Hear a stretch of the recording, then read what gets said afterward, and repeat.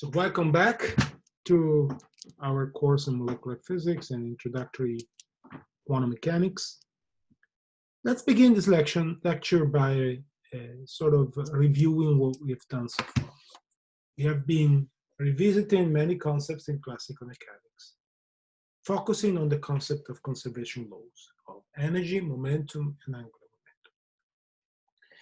After we equipped ourselves with these concepts, we have been starting to apply them in one specific example, which will become important later.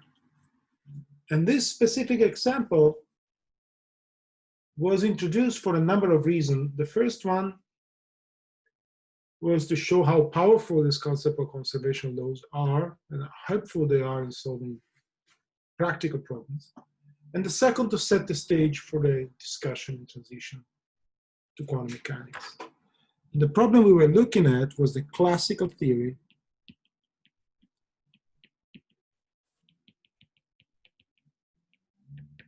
for hydrogen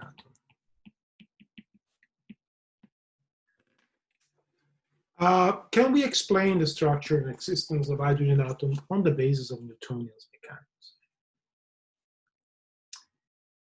So we started off giving for granted some experimental evidence, given the very structure of the atom, i.e. the fact that there's a proton and an electron orbitating around the proton with opposite charge and masses very different. So we could make an approximation that the proton is infinitely heavy in the center, and that the electron is basically orbitating around the proton. Then the next step was to follow the implication of assuming electrostatic attraction of the electron exerted by the proton. So in practice, all of the information about the orbits of the electron around the proton are described by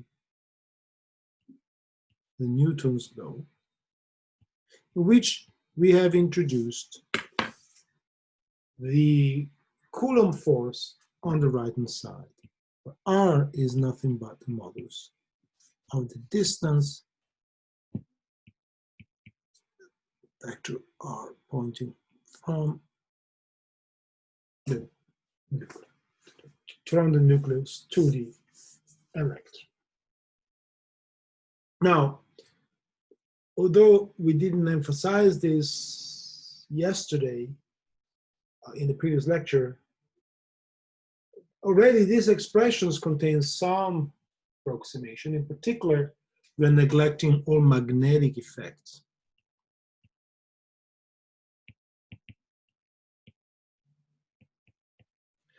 Because, you know, if neglecting magnetic effect, we are neglecting magnetic effects. We know that the nucleus has a magnetic moment and the electron is moving, therefore there's an interaction between the moving electron and the magnetic field generated by the nucleus. This is due to the so-called Lorentz Force. We'll come to see again later in the course, perhaps. But the Lorentz Force is only relevant when the particle moves at speeds that are close to the velocity of light and are very, very, very small, if not negligible, when the electrons is moving at speeds that is not close to the speed of light. Now,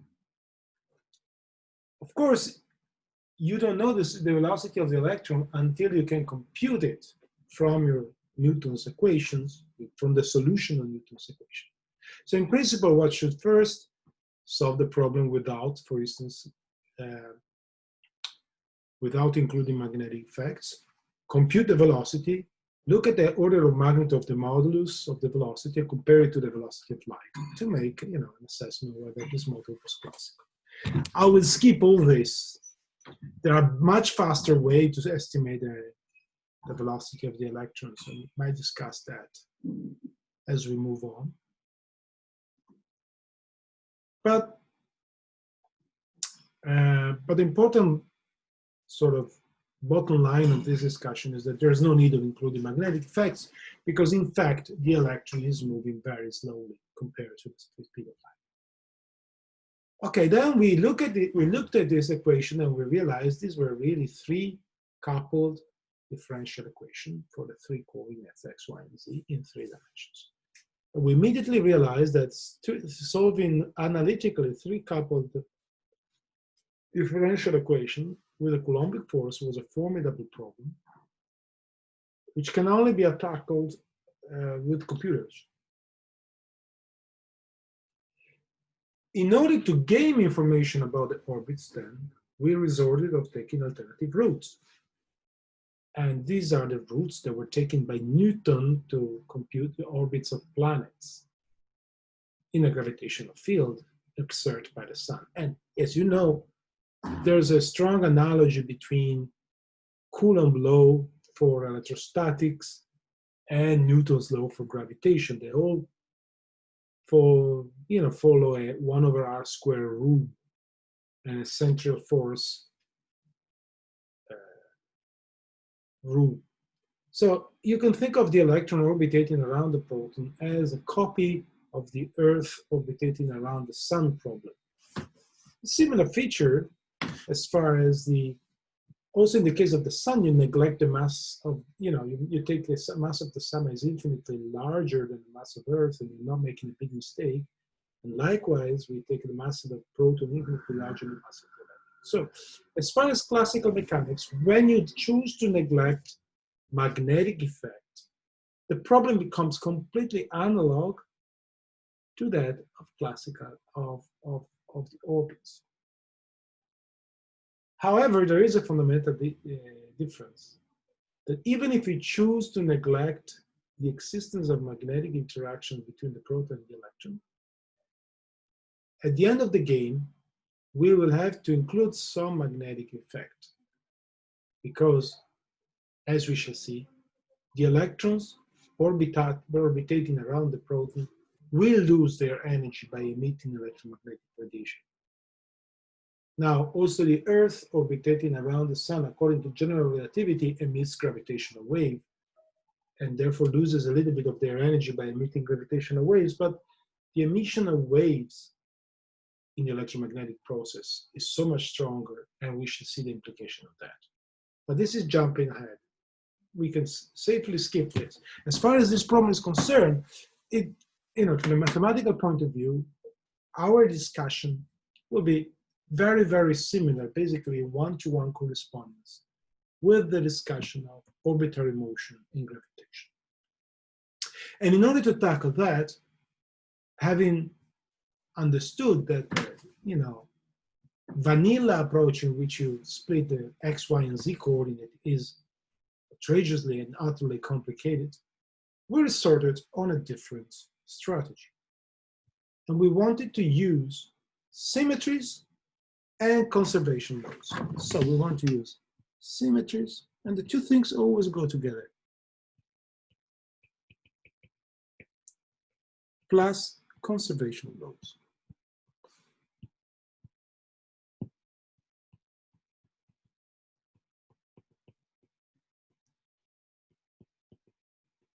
What do I mean by this? Symmetry follows from the observation. With symmetry, we denote the observation that the force is pointing along the radial direction, and as such, basically, it is parallel to the distance between the proton and the electron. And this has an implication that it proves convenient to choose a particular kind of system of coordinates in which one of the three versors is the one that points in the direction, instantaneously in the direction of the electron. It's basically a pointer. Think about it like a laser following the motion of the electron. Why do we want to do this? Because we hope that this choice of coordinates can simplify the mathematical description, as we saw in different examples. But along with this comes the fact of conservation law, the very same fact The electron being, the force being all the forces, including basically the only force, the Coulomb force being radial, implies the conservation of energy and conservation of momentum. And therefore, the hope is to use this four relationship, energy conservation, X, Y, Z conservation of momentum, or stated differently, conservation of energy, conservation of the modulus of momentum, conservation of direction of momentum, that's the way we use them, to substitute the information that you need when you use the three different differential equations that follow from Newton's law. And the hope is that using this collections of ideas, we can bring down the problem from being utterly complicated and unsolvable with analytical means to be almost solvable, or basically to reach a level of transparency that enables us to draw physical conclusions out. And we shall see that this is actually the case. Before we embark into that and review how we use conservation of energy,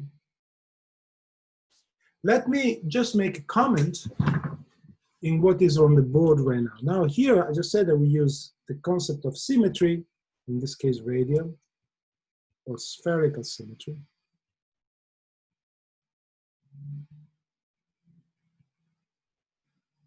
And couple it with the idea of conservation laws. Spherical symmetry means that basically all the ingredients, the force, only depends on the distance from the center and not on the position of the sphere, given the radius of the sphere. Now, in this discussion, symmetry and conservation laws follow parallel tracks. They are not related. We have conservation laws on one hand, and then we have symmetry on the other. I just want to point out as a cultural piece of information it might be good to know for you, is that at the higher level of understanding of theoretical physics, or if you want at a deeper level, physicists have discovered that these two concepts do not actually travel on parallel tracks, but they are strongly interconnected. In other words, conservation laws always are there whenever the problems, physical system, have an underlying symmetry. So in reality, the fact that we have symmetry and conservation laws is not just by accident. If we have a symmetry, we always have a conservation law. So why is that? How to see that? How to prove that? I cannot do this at this level. You have to sort of believe me if you want, or you can simply neglect what I just said because it's not essential for the rest of this discussion. But it is an important piece of information that I think people should have in their culture. There's a theorem, for instance, one derived by female scientist in the Noether, called the Noether theorem, that shows very clearly that anytime your equations of motions, even though this is not the way it was initially formulated, but anyway, anytime the equations of motion in the system have a symmetry, then you expect conservation laws to show up. In this case, the symmetry, once again, that we're using are related to the spherical symmetry of the problem. And the fact that the laws of physics don't change with time. But okay, this is more like a curiosity as far as we're concerned in this course. So what we did, we used conservation of momentum. So the conservation of the direction of momentum. I'm using the versor to say that this is the direction.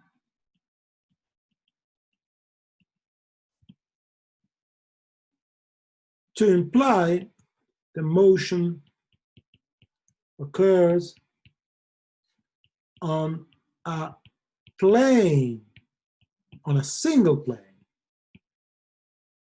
So basically, the orbits lie on a plane. Well, that's not surprising because the orbits of planets lie on a plane, right? And by the way, most of planets, except I guess one or two, lie on very similar planes for reasons that astrophysicists have clearly explained, which I don't quite remember, to be honest with you. It has to do with the way how the solar system was formed, how all the dissipative effects that take place. But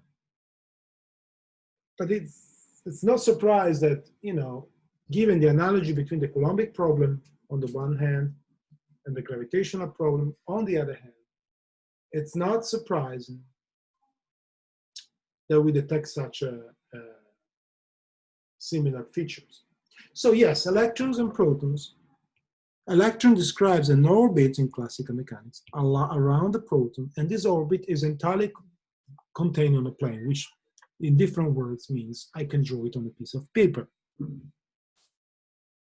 Okay, then we did the choice of using a radial coordinate in 2D, defining two vectors, the radial vector, and although this is a bad drawing, the orthogonal vector, which we call u theta.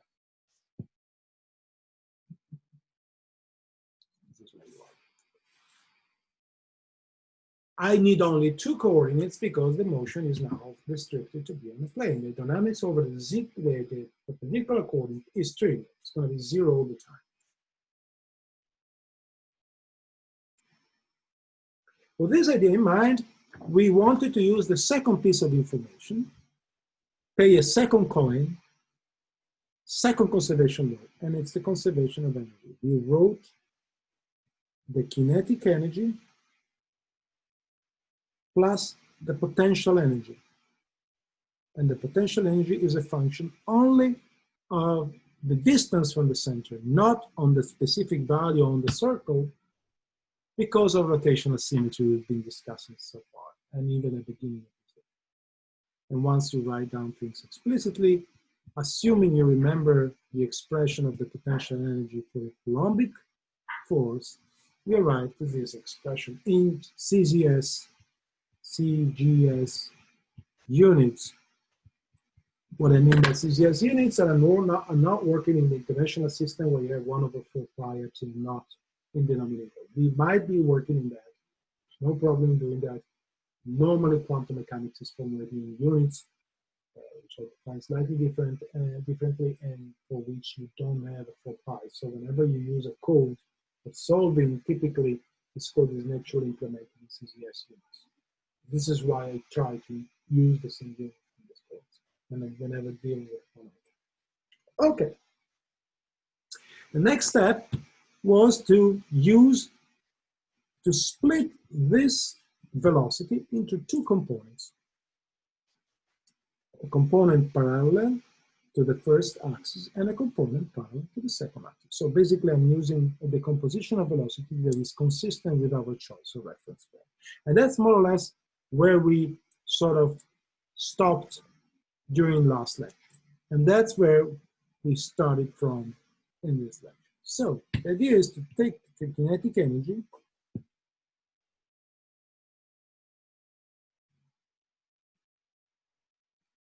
which is of course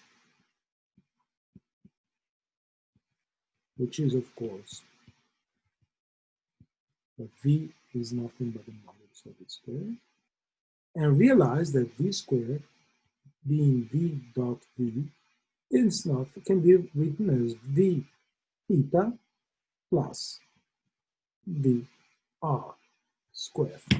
Why is that? Because my vector V has been split into a radial component, VR, and sorry. So let's be more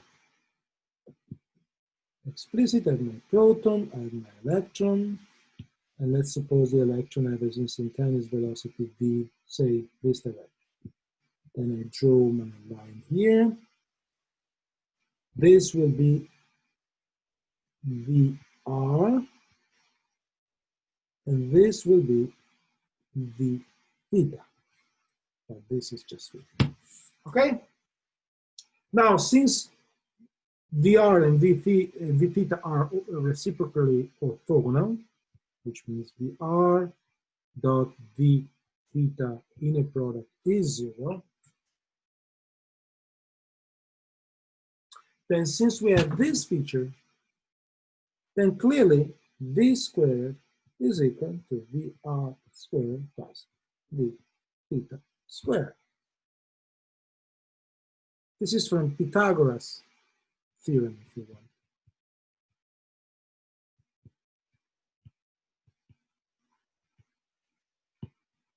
So, what did we learn?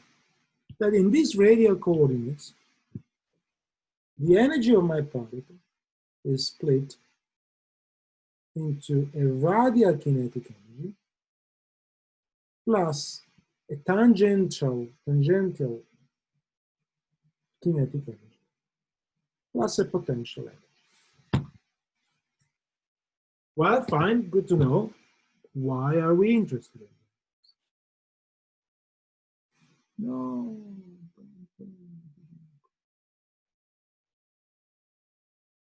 No, sorry, I thought I was not recording my lecture. I had a moment of panic, having spoken for 20 minutes without being recording anything. Okay, let's go back.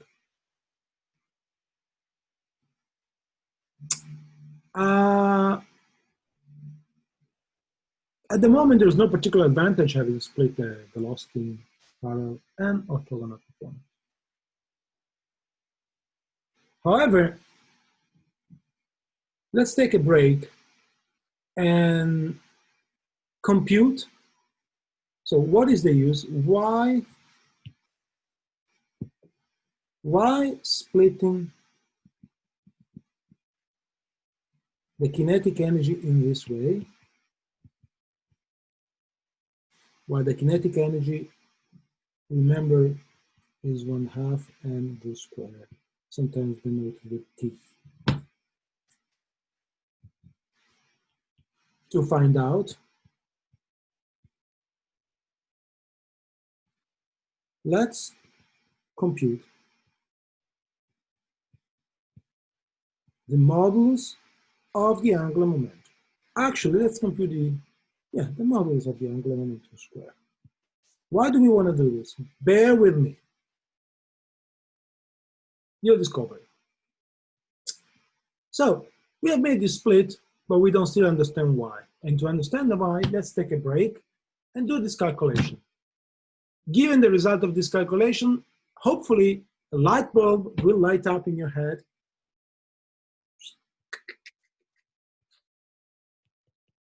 So, there will be a aha moment coming soon. So let's look at this. So remember, the orbital angular momentum is defined as the outer product between the position and the momentum, which I'm now going to write explicitly this way.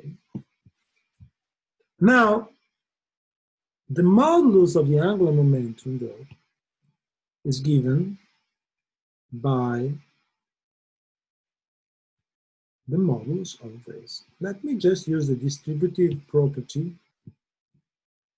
Okay, let's do this. Implying that the modulus of the angular momentum is going to be the modulus of the mass of r cross velocity along the r direction plus velocity along the theta direction, right? I mean, just use the fact that I can decompose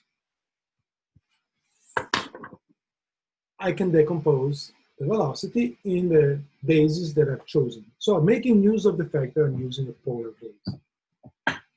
But now you should realize that the velocity along the radial component and the radial distance are, by definition, parallel. And when you take the inner product between two parallel objects, you have to take a vector whose modulus is the modulus of the two vectors multiplied times the sine of the angle between them. And the sine of the angle between two parallel vectors is always 0. And therefore, this contribution actually gives you 0. So all the contribution to the orbital angular momentum comes from the tangent velocity only. And that's the ha-ha moment. Why? Because what we just discovered in this particular moment is the following fact, that L squared is equal to mass R V theta squared. R squared, M squared, theta squared, which in turn enables me to write this quantity here that sits in the expression of energy up there as follows. It's going to be 1/2 L squared R squared. How do I know? Because I'm using this to write V theta squared is equal to L squared divided by M squared R squared. And I'm using and plugging this expression for V theta into here. So with this, we have now reached a new expression for the energy.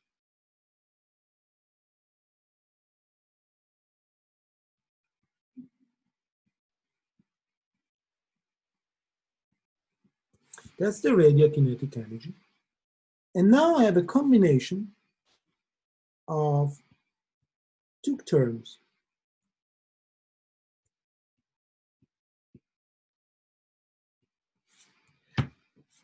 Where I replace the tangential kinetic energy with the modulus of the orbital angle. But here is the aha moment. L is conserved. So it is actually a parameter, i.e. a constant. So given the initial velocity, you get a given angular momentum of your particle, maybe whatever it is. If the electron was actually pointing towards the center of the system, the initial angular momentum would be exactly 0. But for all other, even the tiniest angle between R and V would produce a finite angular momentum L. And whatever value of that angular momentum L is, it will stay the same throughout the rest of history for this electron, as long as no other force sets in. So the system is conserving the orbital angular momentum. Which means that this second term here, which contains an unknown, the velocity along the direction theta, actually now only depends on R. The only variables in this is R. So normally, we are in a very odd situation because normally we have kinetic energy that depends on velocities and potential energy that depends on position. If I would say, what is the energy for a particle dropping down a gravitational field? You would write it's 1/2 mv squared plus mgh, right? So here is position, here is velocity. This is the kinetic energy, and this is the potential energy. But in this problem, and in general, problems of similar sort, something really peculiar is happening. We have part of the kinetic energy that depends on the velocity, this one, and part of the kinetic energy and the potential that depends on position. So now you should sort of realize that for all practical purposes, everything goes as if. So effectively, the problem, the initial three-dimensional problem, the motion of the electron in space, has been mapped or described mathematically as if now as mapped into a one-dimensional problem with an effective potential,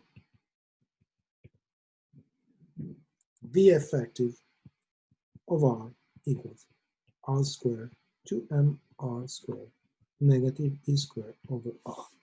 Okay, so what am I trying to tell you here? The initial problem was three-dimensional. Now, in this problem, if you look at this, you have only one variable, R, and its derivative. There's no theta, there's no other value. So this expression is similar to expression of a particle with one, which has only one coordinate, so a one-dimensional particle with velocity d by dt of that coordinate, right?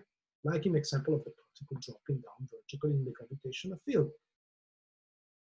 So the problem has been mapped from an initial problem that was three-dimensional to an effective problem which is basically one-dimensional. There's only kinetic energy and potential energy for one variable, R. So this is the reason why we say the effective initial problem, the 3D problem, has been mapped into a one-dimensional problem.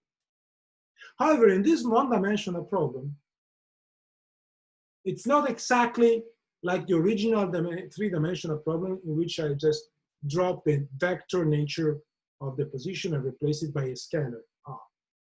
The potential in this effective one-dimensional problem is not the same of the original potential, which was entirely Coulomb. In the new one-dimensional problem, we have an additional contribution. And this additional contribution, as you can see, and this additional contribution here looks like a potential, but actually comes from the kinetic energy. Now, in physics, when something happens, mathematic-wise, very often there's a deeper physical reason underneath it. So we already understood the physical reason behind the fact that a three-dimensional problem has been reduced to a one-dimensional problem. We used conservation laws, which are additional physical inputs. Well, not really additional physical inputs, they're independent equations, and use them instead of Newton's equations. So it's sort of solving a system of equations in a complicated way, because energy conservation follows from Newton's equations. So you can trade some Newton equations for energy conservation and angular momentum conservation. So we understood the physical reason behind the fact that we map a 3D into 1D. Now, what is the physical reason behind this fact here? That is, behind the fact that we have an effective potential that comes from the energy. Well, remember, I said that the polar coordinates are, in fact, radial coordinates. They are non-inertial. They define a non-inertial system of reference. So, because of the rotation, which in fact comes with a v theta, because when you have a tangent velocity, v theta, then if you have a finite tangent velocity, then your system of reference is actually rotating and moving with time. If you have no tangent velocity, you have no tangent velocity here, then your system of reference will stay still because your particle is going along the right direction. So whenever you have a tangent velocity, your system becomes non-inertial.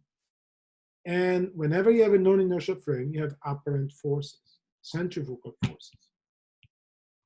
So the term L squared over 2mR squared is in fact potential energy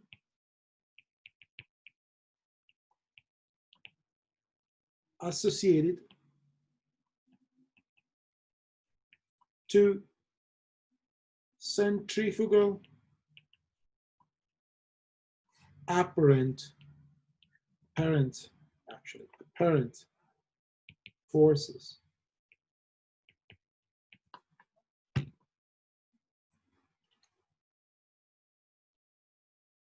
So what does that mean? It means that if you were to compute the work done by the non-inertial forces that arise in the rotating frame, they are radial, so they behave like a conservative force, and you can extract this work from a potential, and that's the kind of potential that you would get. So going back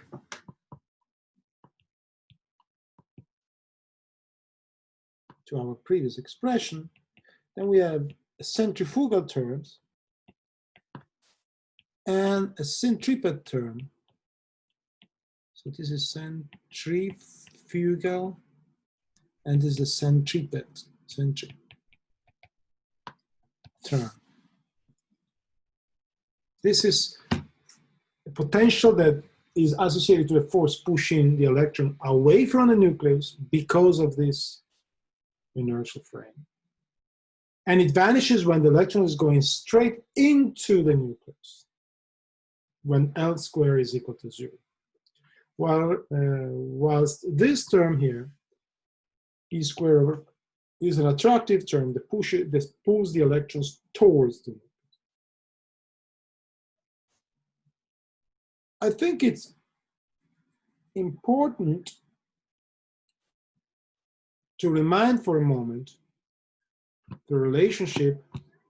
So it's a good moment to stop and refresh one important connection that we will use later that comes from classical mechanics. And it's the connection between force and potential. So let's pause for a moment. Let's call it intermezzo.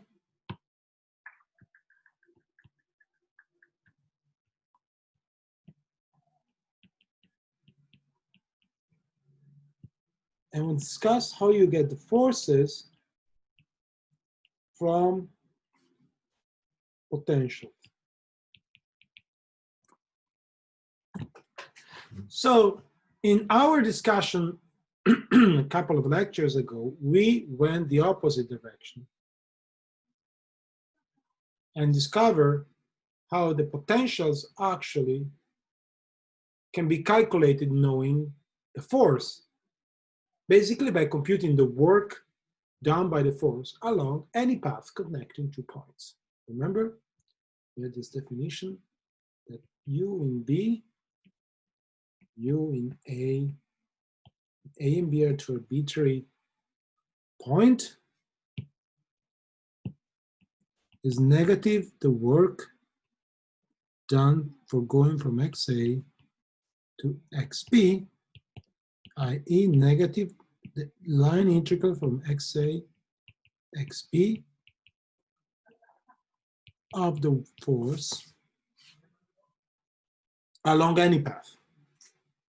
If the force is conservative, this work doesn't depend on the choice of the path. So this is from force to potential. Right? I know the force, I want to compute the potential. But in the problem we are discussing now, we sort of naturally led to have an expression that relates energy derivative of the distance from the center and the potential. And we would like to relate this information to the forces which the particle is experiencing in each moment. Well,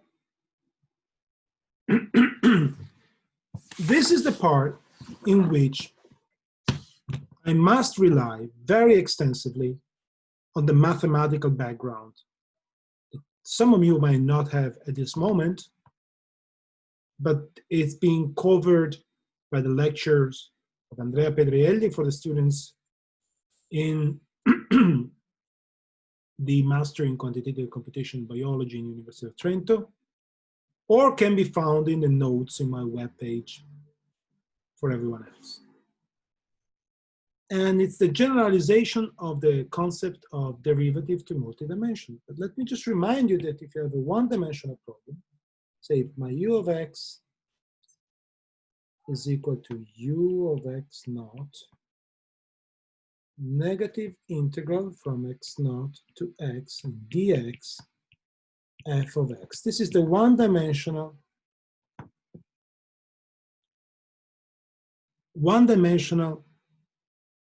reduction, one-dimensional realization of the equation that I was writing before in 3 dimensions for the potential energy. See? Well, you know, if you don't relate it to the one before, all you have to do is to put a negative here, and you will discover this is nothing but the definition of potential energy for a problem, for a particle moving in only 1 dimension. There's no inner product here, there's no vector sign, because in 1 dimension, there's no need to introduce vectors. So let me go back here. So once you have this, why don't we take the derivative with respect to x of the potential? Well, we have the derivative with respect to x of the potential evaluating point x naught. Negative, the derivative with respect to x of the integral from x naught to x dx f of x. I'm taking the derivative of this equation. I'm applying a derivative to the left and right hand side. Why? Well, let's see in a minute. Because we know from high school, if you want, that the derivative is sort of the opposite operation than integration. So we hope that by doing the derivative, we undo the integral. And in fact, that's how you solve integrals in high school, right? You find the primitive function, the function whose derivatives give you the integral. And you use what is called the fundamental theorem of calculus. What does the fundamental theorem of calculus say? It says that the derivative with respect to x of the integral of any function is just integrand. So let's call this differently because it's inside the argument. Let's call it y. And let's call it y here too.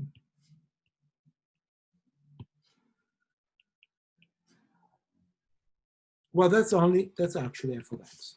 That's the fundamental theorem of calculus. So if you apply the fundamental theorem of calculus to the line above, to this line here, what you find is something which you probably all know, but it's good to see it again. That the derivative with respect to x of the potential is equal to negative the force. Or stated differently, the force is negative the derivative of the potential. So if you know the potential in 1 dimension,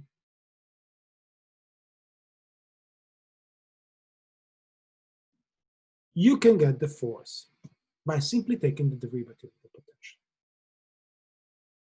Well, that's all we need for our 1-dimensional problem, for discussion of the electron in the atom, because the problem has been effectively reduced to a 1-dimensional problem. So we don't actually need more than just 1 dimension. So we can use this and apply it to our problem.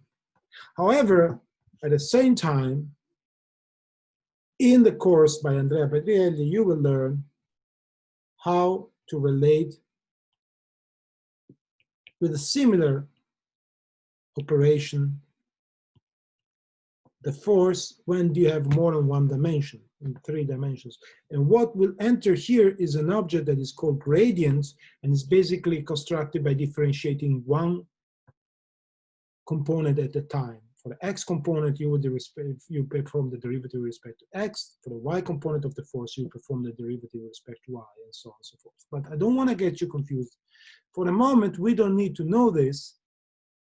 You will know that in a couple of lectures. All we need to know is something that you can perfectly recover from your high school education. That, you know, the force is nothing but the negative of the potential. So let's go back to our effective potential. And let me rewrite it.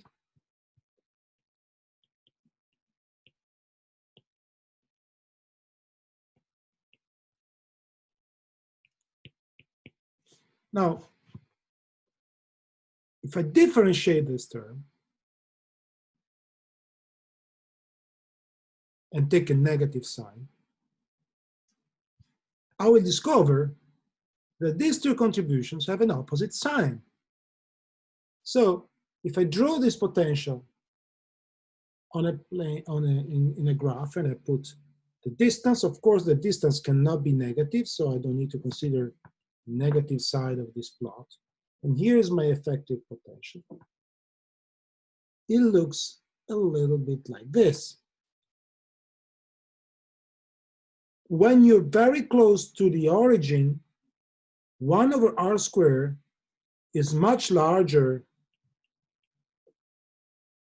than 1 over r, because the inverse of a small number is large, right? And if you're getting the small number, r squared is even smaller than r. So very close to the origin, this term here dominates. And if you compute the force, it will point in this direction by taking the derivative and flipping the sign, which means that the force tries to push the electron away from the nucleus, repelling it away. It's a centrifugal force. Of course it does that. So now let's look at the opposite limit, where we are looking at very large distance from the nucleus. Then when the distance is very large, 1 over r squared is actually much smaller than 1 over r, because, you know, plug in numbers. 1 over 10 is larger than 1 over 10 squared, which is 1 over 100, right? So in this limit, we are dominated by this term. And if you take the derivative and flip sign, you discover that you get a force that is pushing you back towards the center of the electron, of the nucleus. So in every instance of the motion, the electrons experience the competition between two opposite forces. One force is pushing the electron away from the nucleus, and it's the centrifugal force. And the other force is pushing the electron towards the nucleus. But these forces do not always match each other. When you get closer and closer to the nucleus, the centrifugal force takes over and wins over the Coulombic attraction. Conversely, when the electron is very far from the center of the nucleus, the centrifugal force becomes small, and the electron feels mostly experiences the effect of the Coulombic attraction. So now we are ready to understand a great deal about the motion of our particles. Because you see, with only this concept in mind, let me remind you that the sum over kinetic energy, radial kinetic energy,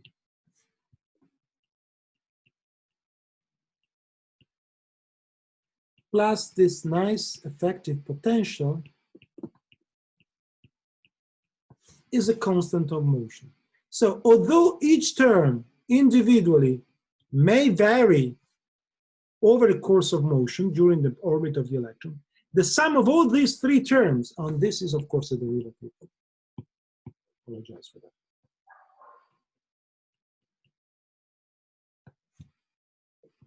So T, V centrifugal, and V Coulombic, the sum of all of these three terms always give the same number, which means that if at some point I have some distance, I will have some kinetic energy, and I will have some potential energy.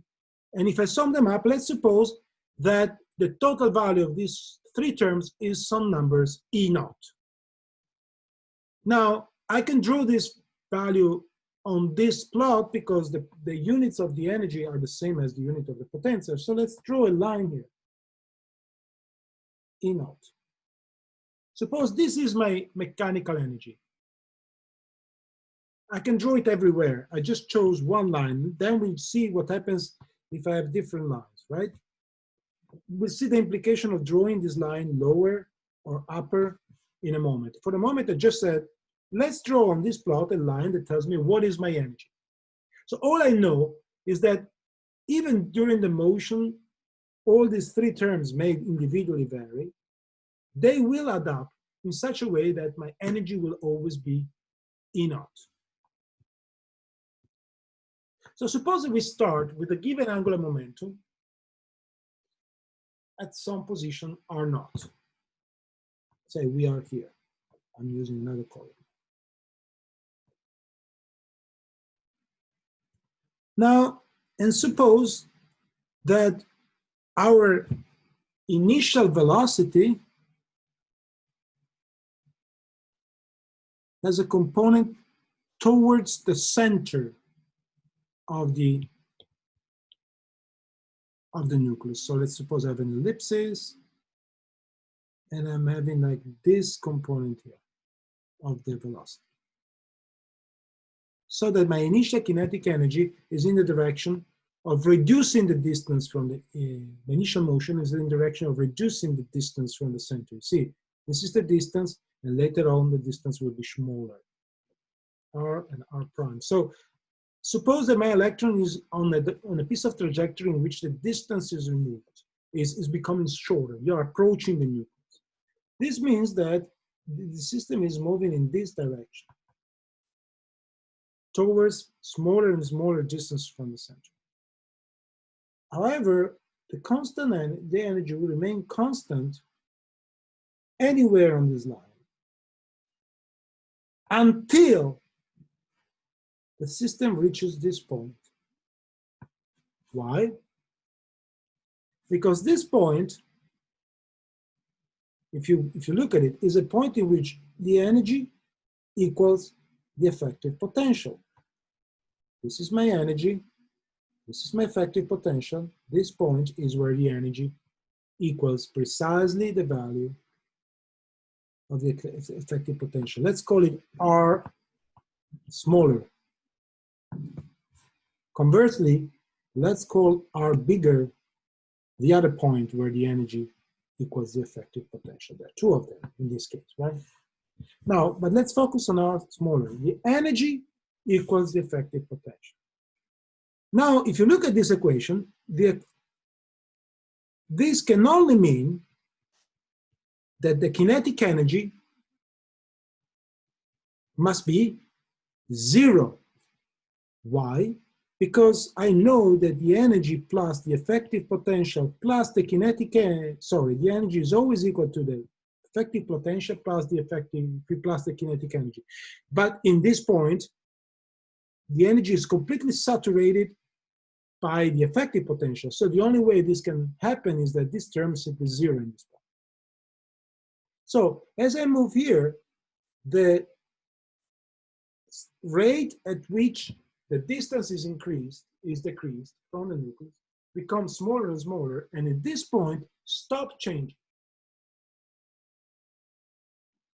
So basically the system approaches, and then at this point doesn't approach any longer. Because if it was to go on with a finite radial velocity, it would violate the fact that this guy is conserved. So the only options for the particle is to go back and start going farther and farther from the center of the nucleus. So we'll travel this way until we reach E bigger. And in E bigger, the energy will be equal to the same value as before, because of course the energy is always conserved, it doesn't change with time. But this time is equal to the largest value. And once again, here the kinetic energy is again 0. So the only option that a particle has is to reverse its motion and going back. So the particle, the electron in this case, will be bound forever to continue going back and forth between these two minimum and maximum distances. So let's draw a picture about here. a 2D picture. Remember, we can completely draw, we can completely satisfy all physical arguments by drawing things on a plane, because the third direction is prohibited by a conservation of angular momentum. So I start from here, and remember, I move in a direction of reducing the distance. See, the distance is becoming smaller and smaller in this piece of trajectory until I reach the minimal approach position. And then the distance starts increasing again. Now, in principle, we don't know whether at the end of the trajectory, from what we said so far, whether this trajectory will close up will pass through the initial position or will pass through a slightly different position. So whether you will get a motion like this, or you will get a closed orbits, like an ellipsis, as you do for the planets. Well, since the Coulombic force is completely identical to the gravitational force, we actually know the answer, because we know the orbits of planets are ellipses, right? And so actually, only because the force, only in the case in which the force goes with 1 over r squared, you can show that the actual trajectory that the electron would do, should the classical theory for atomic atom, for a joint hydrogen atom hold, would be, in complete analogy with gravity, an elliptical trajectory. Of course, the degree of ellipticity depends on how distant are the minimal and maximum distance, how distant from one another the minimum distance and maximum distance are smaller and are bigger. When the energy goes down here, you see that the range of variability between the shortest distance and the largest distance is reduced. And in this particular point, it's completely killed. The system will stay on a circular orbit because the radius will not change. Since the symmetric case are not.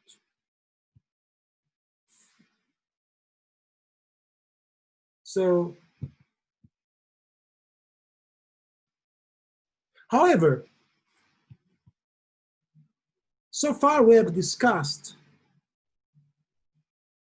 so the implication that we have said so far is that whenever we have a negative energy, you see I draw an energy here, meaning for instance that some initial position, the kinetic energy plus the potential energy is mostly negative, because as you can see, the kinetic energy is always positive, the sum is undecided. If the kinetic energy is very large, it will overcompensate the potential energy, and the total sum will be positive. Or it could be zero, it could be negative, it could be any value. So far, we have discussed a case in which the total energy was negative. And if the total energy was negative, then the electron is bound to the nucleus, in this case the proton. The size of the orbit depends on the details. When the energy becomes closer to zero, the size becomes growing, because this inversion point, the maximum inversion point, is pushed far in distance. So your electron explores larger portion of space before being captured back. As you go far, you lose kinetic energy.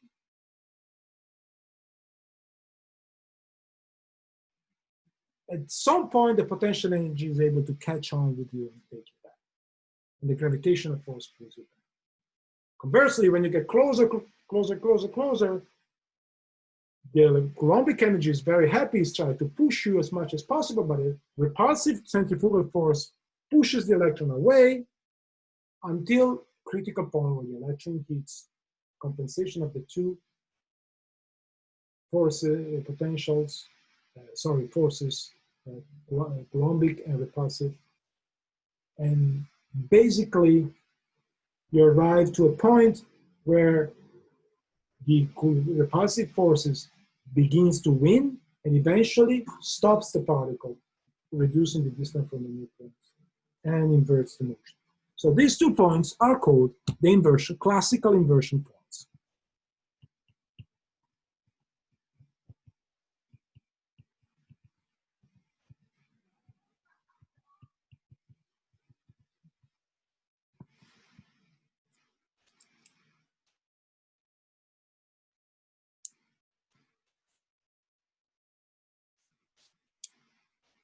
However,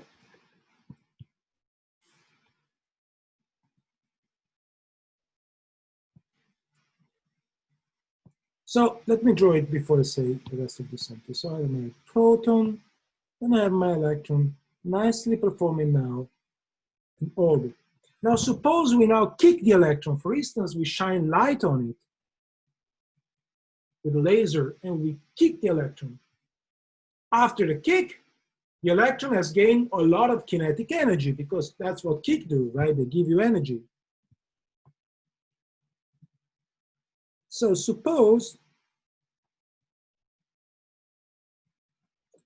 we give the energy, we are here, we give that amount of energy.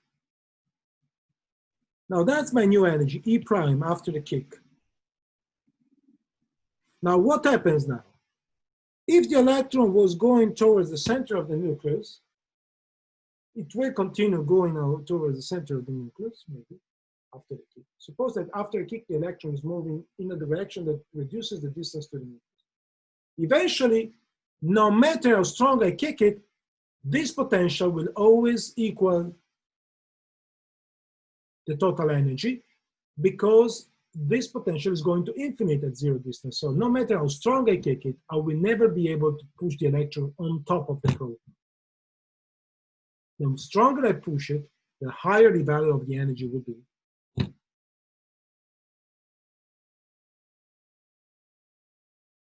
And therefore, the closer I get to the nucleus, but eventually will be repelled. So there will be an inversion point. But after I've done an inversion point, this is the only inversion point I have. The system will never be able to capture back by the Coulombic force at any distance. So if I kick the system sufficiently hard, I'll be able to have the electron fly away from the proton forever. Even more simply so, if I kick in an initial direction which the electron already points outside, so rather than being kicked this way, I kick it outside, then the electron will start moving in the opposite direction of the proton and never be able to go back. Because no matter how strong the Coulomb force is, it will never be able to kill all of the kinetic energy, and the particle will be expelled. So what we are learning is that this simple model for the hydrogen atom we can build out of Newton's equation, even without making any solution of differential equations, is able to make very interesting prediction. First of all, it is telling us that apparently, according to the discussion we have so far, there can be physical configuration which the electron is attached to the proton. Therefore, there can be atoms. There can be atoms, right? That's what it's telling you. Configuration which the electron is attracted to the proton and is bound to the proton. Just as much as there can be solar systems, there can be electrons attached to protons, which is an apparent prediction for existence of matter in classical mechanics. I'm saying apparent because I'm missing still a part of the discussion. And the second prediction is, I know that if I push sufficiently hard, say kick in electron, I can kick an electron out of the atom. I can ionize the atom. These are very nice testable predictions that,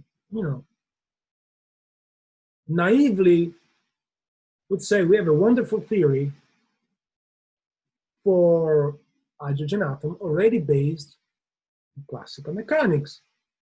Why do we need quantum mechanics?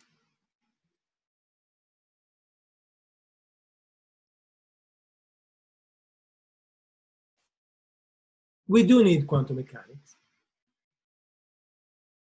because, remember, one of the things I wrote at the very beginning of these lectures on the hydrogen atom is we are neglecting magnetic effect. Now, because of electromagnetism, whenever a charged particle is accelerating and performing a circular orbit, remember, means changing the direction of the velocity, which means there is an acceleration,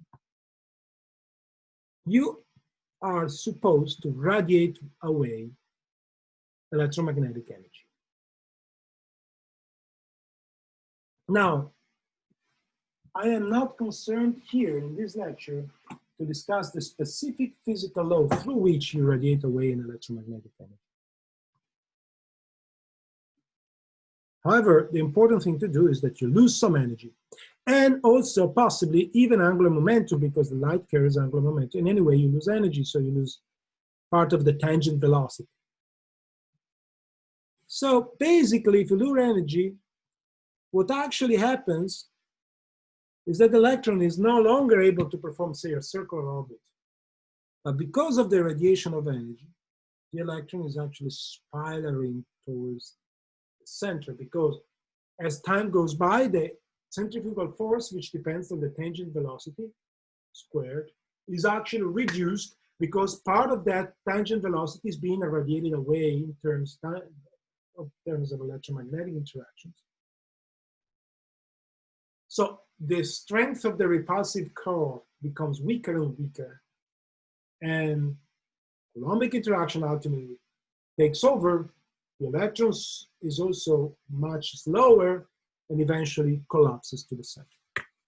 So because of electromagnetic radiation, of Larmor radiation, technically speaking, but because of electromagnetic radiation or irradiation, classical H atom is in fact unstable. It is stable if you completely neglect electromagnetic effect, but radiation of energy is an electromagnetic effect, and even tiny. At every cycle, some energy will be lost. And if you wait long enough, you have lost all of it. So now the real question is, how long would it take to an electron to lose all of its energy? Because two scenarios can exist in principle. One scenario is one in which the electron loses energy so slowly that for all practical purposes, you can never realize. This is exactly what happens with the gravitational system in general relativity. There is a bunch of processes associated with the emission of gravitational radiation and energy through gravitational radiation. Yeah, been detecting gravitational waves have been detected a couple of years back, right? So the emission of gravitational radiation leads to slowing up the Earth. So every year is longer than the previous one because of this. However, the energy lost by gravitational emission is so little every year that in the entire existence of the solar system, the amount of energy that the Earth has lost because of emission of gravitational radiation has been basically negligible, unnoticeable. The opposite scenario is one in which the electromagnetic emission is so fast that the lifetime of a hydrogen atom before the electron collapses to the center is so short that it's basically incompatible with whatever process you're interested in. Evolution of the universe, evolution of life, chemistry, whatever. So the real question is, can we estimate how long would it take an electron to spiral to the center? Well, in principle, we could. And when this course was given online, I sometimes spent some time in doing this estimate, giving some results for granted and using it from there. Given the difficulties of giving a course online, I decided to cut on that part this year and concentrate on doing discussions and reviewing the material. So this is part of the topics that I sort of jumped out of the course this year. But all I want to say is that if you plug in numbers, which means, you know, you tell the system what the speed of light is, what the mass of the electron is, what the charge of the electron is, and so on. Well, what you get out is that the lifetime toll of a hydrogen atom would be very, very, very short, femtoseconds. In no time, there will be no matter. So the very fact that we exist and we are made of atoms by itself says the model we've spent a good deal building in the last 2 lectures cannot be true. It's invalidated by observation, and if you believe in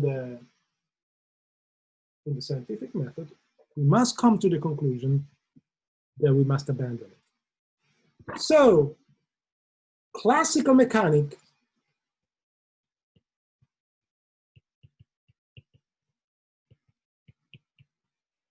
is incompatible with the existence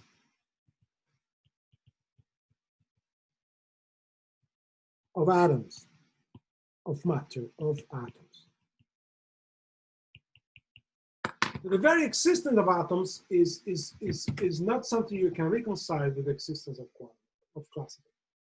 This is the first example of many examples we shall see in which we are forced to raise our hands and say, okay, classical mechanics must not be true at the atomic scale.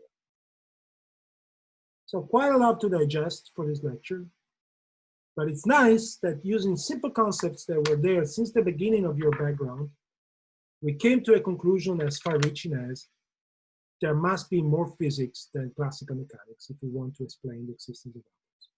If you think about it, although we use concepts you are supposed to be familiar with, the implications of the discussion we've had so far is quite far-reaching. There is no matter as we know it in classical mechanics. And this is something to reckon with. We cannot argue on that because science is quite clear about that. There is matter.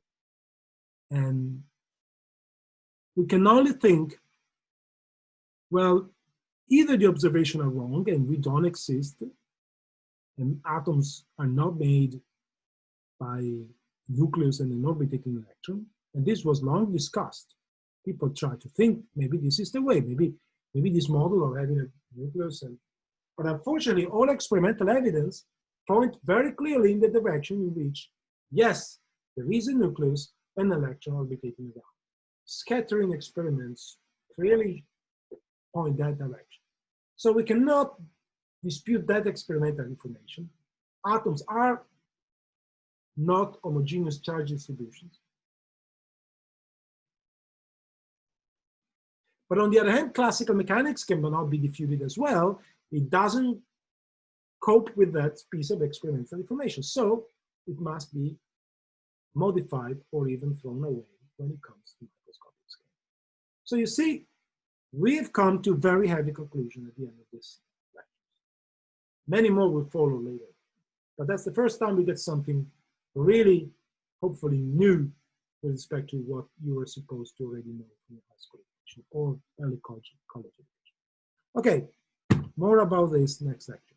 Bye-bye.